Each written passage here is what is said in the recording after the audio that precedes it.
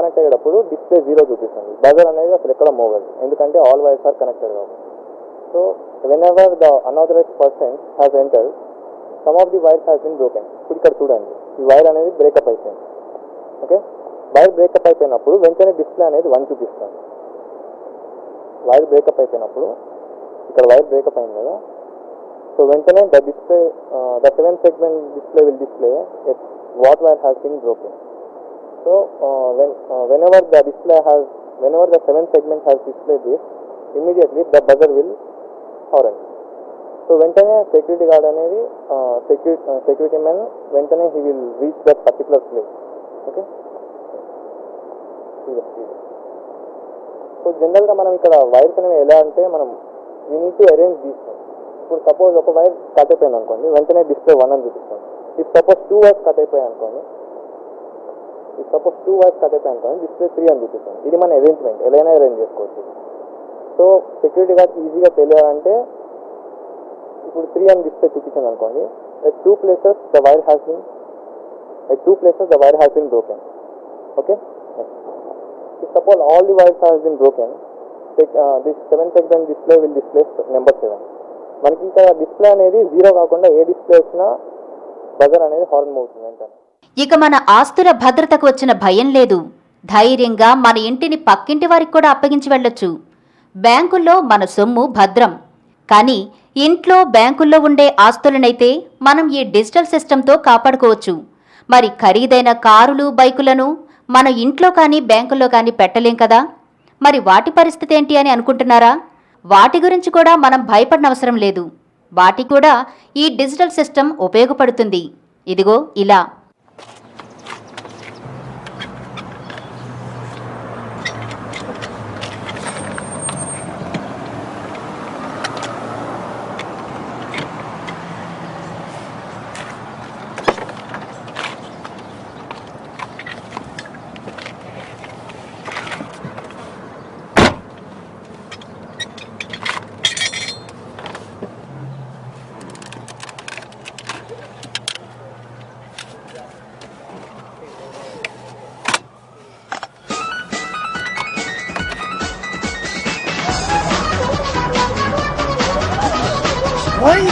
Oh my God!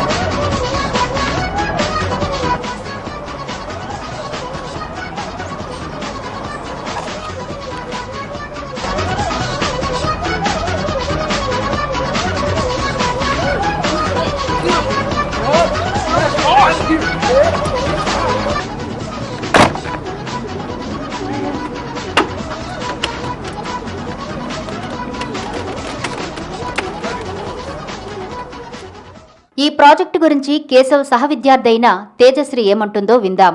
Hi, నేను తేజశ్రీ. ఇందాక మీరు చూసారు కదా ప్రాజెక్ట్ కేశవ్ చేసింది. అది ఇద్దరం కలిసి ఇంకా మా బ్యాచ్ అందరం కలిసి చేసాము.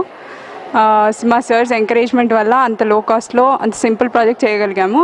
వీఆర్ వెరీ హ్యాపీ అండ్ ఫ్యూచర్లో ఇంకా ఎన్నో అలాంటి ప్రాజెక్ట్స్ చేయాలని కోరుకుంటాం.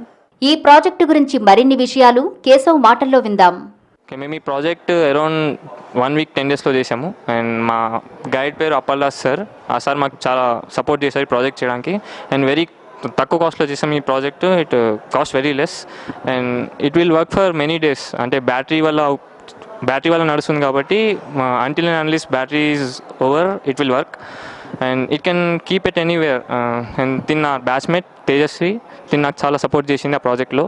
డిజిటల్ సెక్యూరిటీ సిస్టమ్ కాస్ట్ అనేది చాలా తక్కువ ఉంటుంది, కాంపోనెంట్స్ తక్కువ ఉంటాయి.